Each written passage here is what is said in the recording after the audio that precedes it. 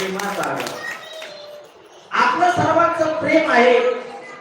महाराज सावता महाराज तुम्ही इतकं भक्ती करता, इतकं प्रेम करता, म्हणून ही मंदिर उभारलं. महाराज ज्ञानदेवी रचिला पाया, उभारले देवालया. मी तुम्हाला पहिलं सांगितलं की ज्यांना ग्रंथ लावायची इच्छा निर्माण झाली ती अधिक पुण्यवान.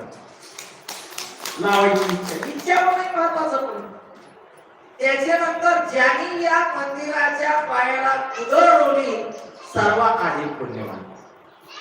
आपण साहित्य म्हणा, पण माणसाला स्फूर्ती सुचावी, इच्छा उत्पन्न व्हावी की आपण सावता महाराजांचं मंदिर बांधावं. कळसाला न्यायचं सर्वांचं काम झालं महाराज, पण अगोदर पाया असण्याचं काम महत्वाचं. ही बुद्धी महत्वाची. तसं ऐकायला लावणं. आणि तुम्हाला सांगतो जीवनामध्ये काही जरी नाही झालं महाराज, तरी सावता महाराजांची जर सेवा पण केली तर भविष्यात आपल्याला काहीच कमी पडू शकत नाही. दुःख, दैन्य, दारिद्र्य असं त्रास आला, कारण सावता महाराजांची भक्ती आहे. कर्मण्येवाधिकार असते मा फलेषु कदाचन. सावता महाराजांनी कर्मात भरून दिले महाराज. ते उपासना ते करीत बसले नाही. रात्रंदिवस म्हणून देव तिथं आला त्यांच्या पायात. आणि म्हणून आपलं सुद्धा सुंदर अशा प्रकारचं मंदिर बांधलं. खर तर या ठिकाणी सुंदर अशा महिलांचा इतका प्रतिसाद आहे महाराज. तुम्ही आल्यापासून मी इतका भारावून गेलो, कारण महिलाला प्रोत्साहन असल्याशिवाय पुरुष धावत नाही. अगोदर महिला आणि नंतर पुरुष. पुरुषाची संख्या कमी आहे, श्रद्धा आहे, ठीक आहे, पण महिलांनी जेवढा पुढाकार घेतला कारण त्याला प्रोत्साहन होतं महाराज.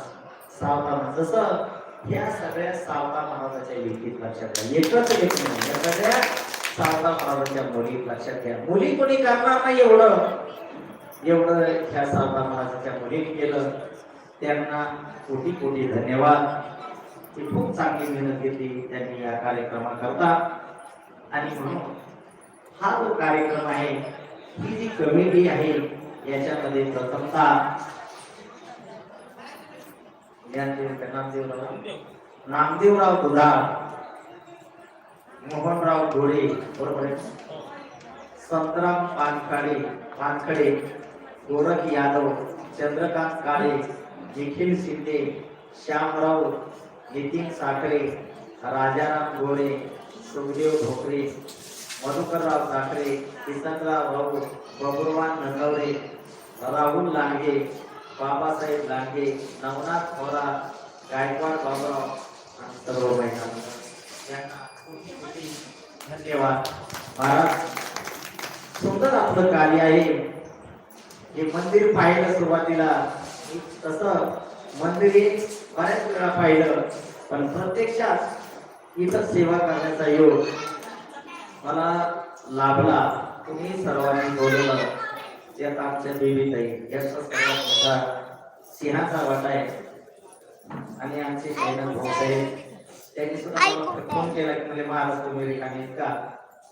मला सावता महाराजांकरता मी कधी रिकामी, कारण मला सगळ्यात वरती संत प्रेम राहते.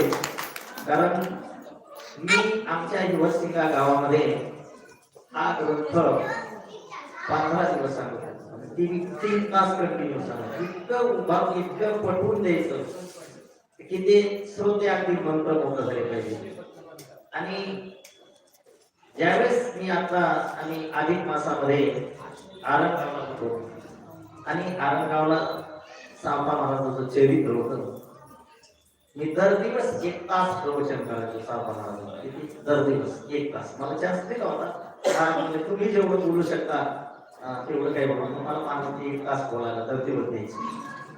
ज्ञानेश्वर महाराजांचा गाथा पारायण आणि सावता महाराज ग्रंथाचं हे वाचन जवळजवळ आम्ही 300 लोक पारायण करू. किती? पारायण करायला 300 सावता महाराज. आणि मग त्याच्यावर दर दिवस प्रवचन करायचे. या ग्रंथाचं अध्ययन अगोदर करायचं, ज्ञानेश्वर महाराजांच्या गाथ्याचं पारायण करायचं आणि मग सावता महाराजांचं चिंतन करायचं. त्याच्यामुळं हे प्रत्यक्षात आरणमध्ये आम्ही केलं. पण मला असं वाटलं की हे आरणच आहे.